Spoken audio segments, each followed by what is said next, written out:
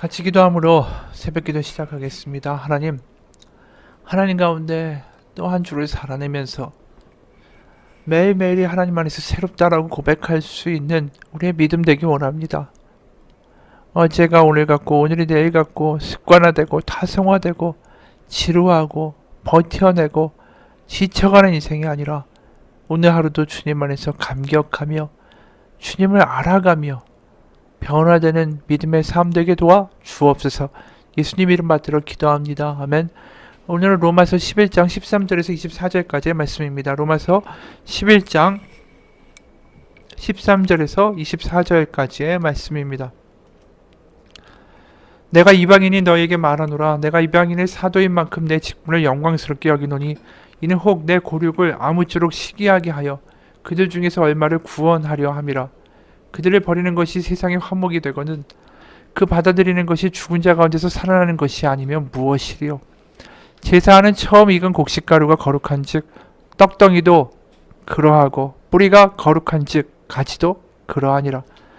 또한 가지 얼마가 꺾였는데 돌 감람나무인 네가 그들 중에 접붙임이 되어 참 감람나무 뿌리의 진액을 함께 받는 자가 되었은즉 그 가지들을 향하여 자랑하지 말라. 자랑할지라도 네가 뿌리를 보존하는 것이 아니요 뿌리가 너를 보존하는 것이니라. 그러면 네 말이 가지들이 꺾인 것은 나로 접붙임을 받게 하려 함이라 하리니 옳도다. 그들은 믿지 아니함으로 꺾이고 너는 믿음으로 섰느니라. 높은 마음을 품지 말고 도리어 두려워하라. 하나님의 원 가지들도 아끼지 아니하셨은즉 너도 아끼지 아니하시리라. 그런즉 하나님의 인자하심과 준엄하심을 보라. 넘어지는 자들에게는 준엄하심이 있으니 너희가 만약 하나님의 인자하심에 머물러 있으면 그 인자가 너에게 있으리라. 그렇지 않으면 너도 찍히는 바 되리라. 그들도 믿지 아니하는데 머무르지 아니하면 접붙임을 받으리니 이는 그들을 접붙이실 능력이 하나님께 있음이라. 네가 원 돌 감람나무에서 찍힘을 받고 본성을 거슬러 좋은 감람나무에 접붙임을 받았으니 원 가진 이 사람들이야 얼마나 더 자기 감람나무에 접붙임을 받으랴. 아멘. 오늘 본문은 이스라엘을 결코 하나님이 포기하지 않으셨고 그들을 향한 계획이 있으시다라는 것을 11장에서 말하는 대목입니다. 먼저 오늘 본문 앞에는 이런 내용이 나와요. 1절부터 그 11절, 12절까지의 말씀 중에 그 세 번역으로 몇 가지만 읽겠습니다. 11장 1절, 2절. 그러면 내가 묻습니다. 하나님께서 자기 백성을 버리신 것 아닙니까? 아니, 그럴 수 없습니다. 나도 이스라엘 사람이고 아브라함의 후손이고 베냐민 지파에 속한 사람입니다. 하나님께서는 미리 아신 자기 백성을 버리지 않으셨습니다. 11절. 그러면 내가 묻습니다. 이스라엘이 걸려 넘어져서 완전히 쓰러져 망하게끔 되었습니까? 그럴 수 없습니다. 그들의 허물 때문에 구원이 이방 사람들에게 이르렀는데 이것은 이스라엘에게 질투하는 마음이 일어나게 하려는 것입니다. 이스라엘의 허물이 세상의 부요함이 되고 이스라엘 실패가 이방 사람의 부요함이 되었다면 이스라엘 전체가 바로 설 때는 그 복이 얼마나 더 엄청나겠습니까? 그러니까 결국 하나님이 이스라엘 백성들이 실족하게 되는 사건이 있다 하실지라도 그것은 하나님이 이스라엘을 버리겠다라고 뜻하신 바가 아니라 오히려 이스라엘의 실족을 통하여 이방인들이 구원을 받고 그리고 이방인들이 구원을 받게 되는 것을 보고 이스라엘에게 저게 구원이다라는 어떤 질투하고 깨닫는 마음이 일어나서 다시 이스라엘 전체가 바로 서게 되는 하나님의 역사와 경륜과 계획이 다 있으시다라는 거죠. 이스라엘은 그냥 끝난 것이 아니다라는 거예요. 이스라엘을 하나님 포기하실 수가 없다라는 거죠. 이 이야기가 사실 굉장히 중요한 이야기입니다. 그 이방인 기독교인들, 이방인 신자들은 이 율법도 폐했고 예수님을 죽인 이스라엘은 끝났다라고 주장하는데 그런 하나님이 되신다면 그것이 복음이 될까요? 하나님은 분명히 복음은 누구든지 돌아오기를 기다리시는 자비와 긍휼을 선택하시는 하나님이시다라는 것인데 선한 아버지시다라는 것인데 이스라엘 백성을 그렇게 쉽게 포기해버리시고 구약에서 그렇게까지 마음고생하면서 끌고 왔던 이스라엘을 도구화하여 이제 필요 없어 버려 이런 하나님이시다라면 하나님은 우리에게 복음이 될 수 없죠. 왜냐하면 우리도 똑같은 상황과 처지와 대가를 치를 수 있고 피할 수 없는 사람들이기 때문입니다. 사실 하나님은 그러기 때문에 이스라엘이 다시 되돌아오게 하실 만한 분명한 경륜과 계획을 가지고 계시는 거죠. 아니, 가지셔야만 합니다. 그래야지 우리가 복음을 이해할 수 있는 복음의 하나님이 되실 수 있는 거 아닙니까? 자비를 선택하시는 하나님. 그래서 사도 바울이 이런 이야기를 할 수밖에 없는 거죠. 그들의 쓰러짐이 이방인들의 부요함이 되고 다시 이스라엘이 돌아올 때는 그 복이 얼마나 더 풍성하게 크게 하나님이 이루시겠습니까? 그래서 실제로 이런 모든 말씀을 이야기하는 그 근간에는 이사야 66장 18절부터 21절까지의 이 비전이 있어요. 하나님이 이방인들을 돌아오게 하시고 다시 이스라엘도 회복시키시겠다라는 어떤 그런 비전을 이 사도 바울이 선포하게 된 데는 이사야 66장 18절부터 21절의 말씀이 있지요. 읽어보면 내가 그들의 일과 생각을 알기에 언어가 다른 모든 민족을 모을 때가 올 것이니 그들이 와서 나의 영광을 볼 것이다. 그리고 내가 그들 가운데 징표를 두어서 살아남은 자들을 스페인, 뿔, 활을 잘 쏘는 룻, 두발, 야완 민족들과 나의 명성을 들은 적도 없고 나의 영광을 본 적도 없는 먼 섬들에게 보낼 것이며 그들이 나의 영광을 모든 민족에게 알릴 것이다. 마치 이스라엘 자손이 주의 성전에 바칠 예물과 깨끗한 그릇에 담아서 나오는 것과 같이 그들이 또한 모든 민족들로부터 너희의 모든 동포를 나 주에게 바치는 선물로 말과 수레와 가마와 노새와 낙타에 태워서 나의 거룩한 산 예루살렘으로 데려올 것이다. 주님께서 말씀하신다. 그리고 나도 그들 가운데서 제사장과 레위 사람으로 삼을 자를 택하여 세우겠다. 그 예루살렘으로 온다는 건 뭐죠? 이스라엘도 같이 회복된다는 뜻이에요. 이게 어떤 물리적인 어떤 지역을 말하는 지명이 아닙니다. 예루살렘으로 온다. 바로 이스라엘도 그 하나님, 바로 이방인이 영접한 하나님의 복음을 영접하고 같이 하나님 앞에 동등하게 하나님의 자녀로 서게 되는 날이 올 것이다 라는 말씀이죠. 그래서 오늘 13, 14절의 말씀이 이렇게 나오는 거예요. 사도 바울이 자기가 하고 있는 모든 이 일은 하나님의 시간표와 경륜과 계획에 따라 움직이고 있는 것이다. 그래서 13절 내가 이방인이 너에게 말하노라 내가 이방인의 사도인 만큼 내 직분을 영광스럽게 여기노니. 왜냐하면 이방인이 돌아와야 나중에 이스라엘도 회복될 것이니까. 14절 이는 혹 내 고륙을 아무쪼록 시기하게 하여 그들 중에서 얼마를 구원하려 함이라. 그러니까 이 이방인들 돌아오는 것을 보고 깨닫게 되는 이 이스라엘 중에 일부 사람들이 있을 것이다. 이제 나중이 되면 다 돌아오겠지만 자기가 이방인을 지금 선포하고 구원하는 이 일이 다 끝나지 않았잖아요, 아직. 그러니까 하고 있는 와중에도 일부는 돌아오게 될 것이다. 그래서 자기는 이방인의 사도로서의 역할을 하지만 결국 궁극적인 목적은 모든 이스라엘을 포함한 모든 이들이 하나님의 자녀로 백성으로 서게 되는 그 일을 향하여 자기는 지금 하고 있다라는 거죠. 그러니까 자신의 사역을 바라보는 이 관점이 굉장히 큽니다. 그냥 단순히 이방인 신도들만을 향한 것이 아니다라는 거예요. 그래서 자신은 결국 이방인을 향한 사도를 하지만 결국은 모든 이스라엘까지 회복시키시는 하나님을 위하여 일하는 사도이다라는 뜻이죠. 그래서 15절에 세 번역으로 보면 하나님께서 그들을 버리심이 세상과의 화해를 이루신 것이라면 그들을 받아들이심은 죽은 사람들 가운데서 살아나는 삶을 주심이 아니고 무엇이겠습니까?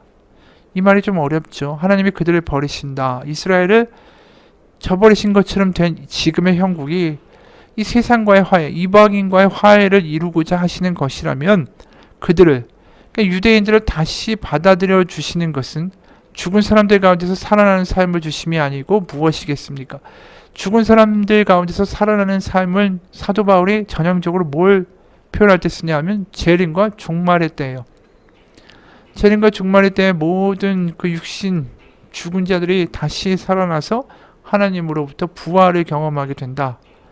그래서 그 궁극적으로 이 15절이 말하는 건 뭐냐면 이스라엘을 저버리시는 것이 이방인들을 구원하고자 하시는 것이라면 이방인들을 다시 이제 그 이스라엘을 다시 회복시켜서 하나님의 자녀로 최종적으로 만드신 일은 하나님의 재림 때가 이루어질 때이다라는 거예요. 그렇기 때문에 하나님은 이스라엘을 향한 계획을 지금도 포기하신 바가 없다라는 거죠. 구약에서 시작하신 하나님의 역사는 끝까지 진행 중이다라는 것입니다. 그래서 16장 16절 제사는 처음 익은 곡식가루가 거룩한즉 떡덩이도 그러하고 뿌리가 거룩한즉 가지도 그러하니라. 여기에 처음 익은 곡식가루나 뿌리는 뭐냐 하면 바로 창세기에 나와 있는 족장들이에요. 아브라함, 이삭, 야곱. 거기서 하나님이 시작하신 거 아닙니까? 창세기부터. 그럼 계시록까지 하나님의 신실함은 결코 멈추지 않고 결국은 그 예루살렘이라는, 그래서 이스라엘 백성들도 모두 포함된 회복의 역사와 재림의 때와 하나님의 완성이, 하나님의 나라가 결국은 이루어지게 될 것이다. 그 결말이 있게 될 것이다 라는 것이죠. 그러면서 한 가지 비유를 덧붙입니다. 올리브나무, 감람나무에 대한 이야기예요. 그러니까 창 감람나무와 이제 돌 감람나무 있는데 그걸 이제 현대어로 바꾸면 올리브나무하고 야생 올리브나무 두 가지 종류가 있는 거예요. 그런데 어떤 일이 벌어졌냐 하면은 이 올리브나무에서 그 가지를 잘라버리고 거기에 야생 올리브 가지를 접붙여 버린 겁니다. 그럼 접붙이면은 그 자양분을 다 올리브 나무에게서 받을 거 아니에요? 그러면서 자라겠죠. 그러니까 원래의 올리브 나무는 이스라엘이에요. 그리고 거기서 가지가 쳐지고 거기에 접붙임을 받은 야생 올리브 나무 가지는 이방인인 거죠. 그래서 18절에 그러니 여러분은 세 번역입니다. 잘려나간 가지들을, 유대인 이스라엘들을 업신여겨서는 안 됩니다. 그럴 생각이 날 때에는 여러분이 뿌리를 지탱하는 것이 아니고 뿌리가 여러분을 지탱한다는 사실을 기억하십시오. 그렇죠. 창세기로부터 이스라엘 아브라함을 통해서 역사하신 하나님의 그 뿌리의 이야기가 여러분을 지탱하고 여러분까지 이어졌다라는 것을 기억하라는 거예요. 그러니까 창세기 하나님이 그냥 옛날의 하나님이 아니라 지금도 똑같은 하나님이시다라는 거죠. 그러나 일부는 19절에 여러분은 저 가지들이 잘려나간 거 그 자리에 우리를 접붙이기 위한 것이 아닙니까? 라고 말할지도 모릅니다. 이야기는 뭐예요?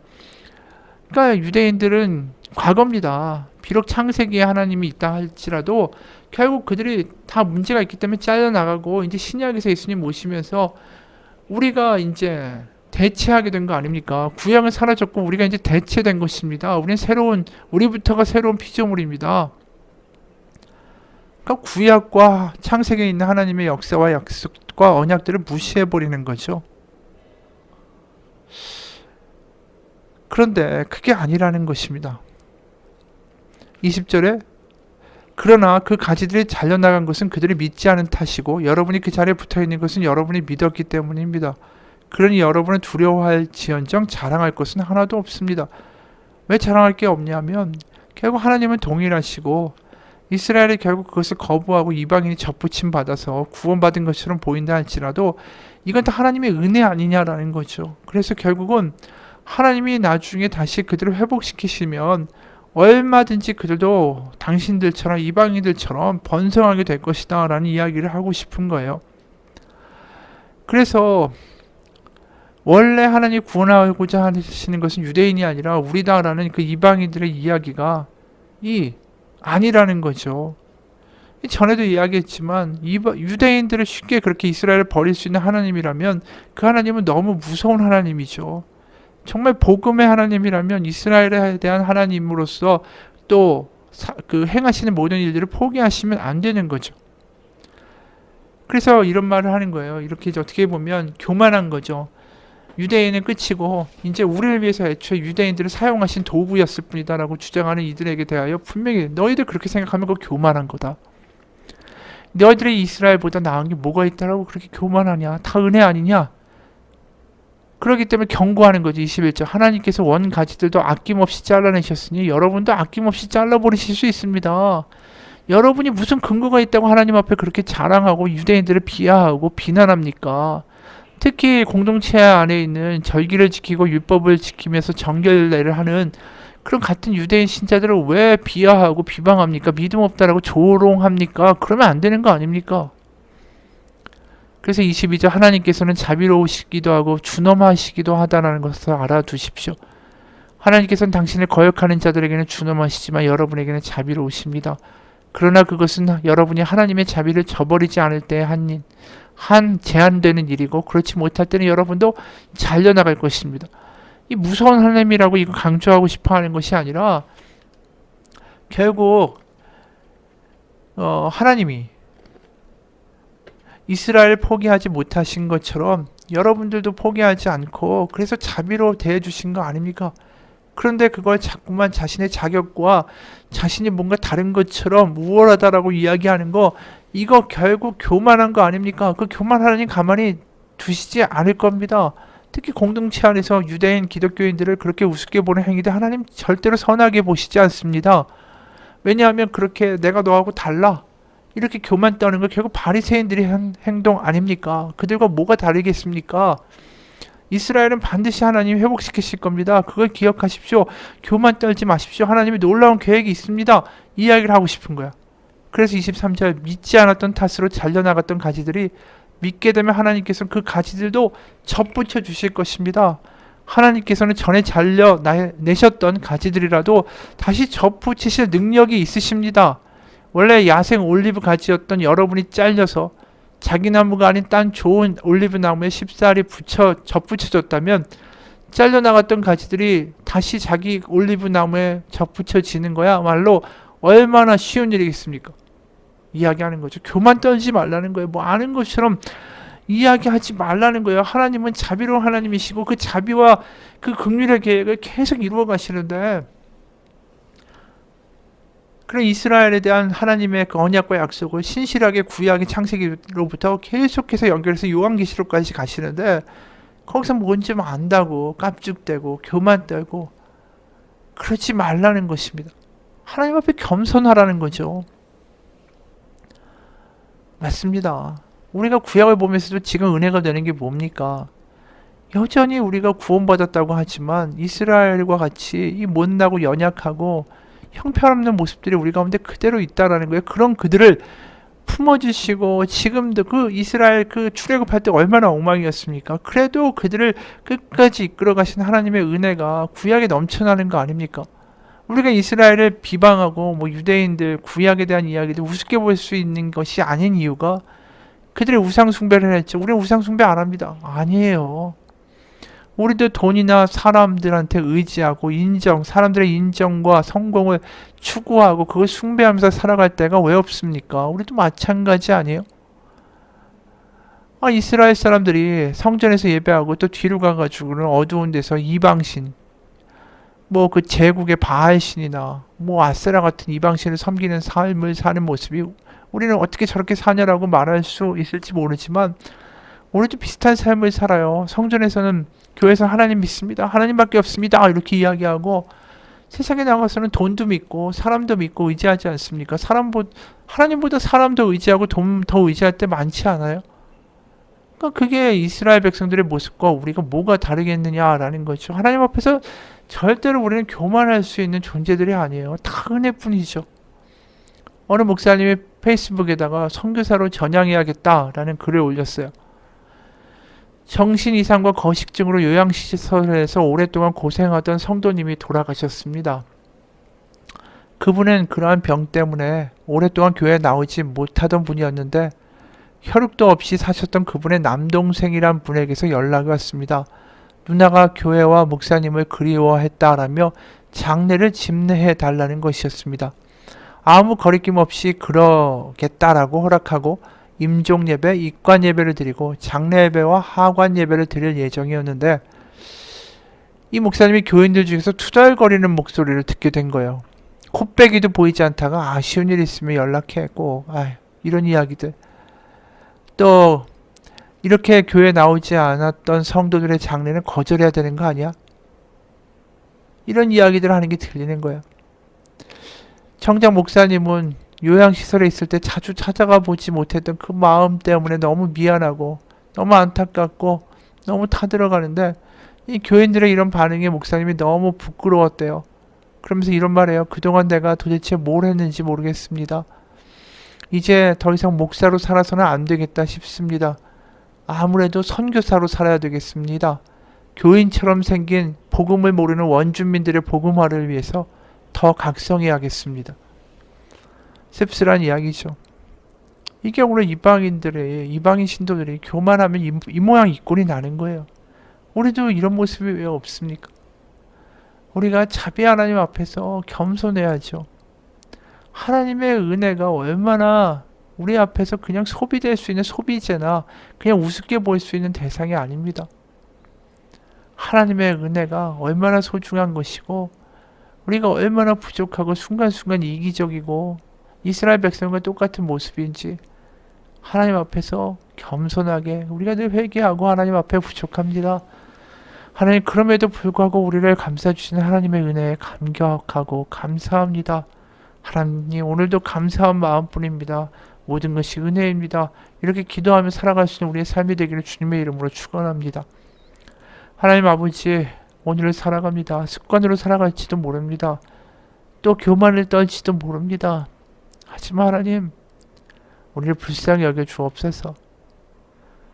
하나님 앞에 우리는 아무것도 아닌데 뭐가 된 것처럼 까불기도 하고 세상의 것을 위하여 달려가기도 하고 하나님의 마음을 아프기도 하고 이런 부족한 자가 바로 저입니다. 하나님 불쌍히 여겨주시고 하나님의 은혜로 오늘 살아갈 수 있도록 하나님 기름 부어 주옵소서. 하나님의 십자가가 예수님의 피가 값없는 것이 아니라 그냥 스쳐가며 나의 죄를 그냥 주일마다 씻어주는 마치 소독제가 같은 주문과 같은 것이 아니라 그 예수님의 피가 얼마나 소중하고 거기에 하나님의 사랑이 얼마나 무거운 것인지 다시 한번 느껴보고 십자가의 무게에 걸맞는 인생을 살아갈 수 있도록 주님 인도하여 주옵소서. 예수님 이름 받들어 기도합니다. 아멘. 하늘에 계신 우리 아버지, 아버지의 이름을 거룩하게 하시며 아버지의 나라가 오게 하시며 아버지의 뜻이 하늘에서와 같이 땅에서도 이루어지게 하소서. 오늘 우리에게 일용할 양식을 주시고 우리가 우리에게 잘못한 사람을 용서하여 준 것 같이 우리 죄를 용서하여 주시고 우리 시험에 빠지지 않게 하시고 악에서 구하소서. 나라와 권능과 영광이 영원히 아버지의 것입니다. 아멘.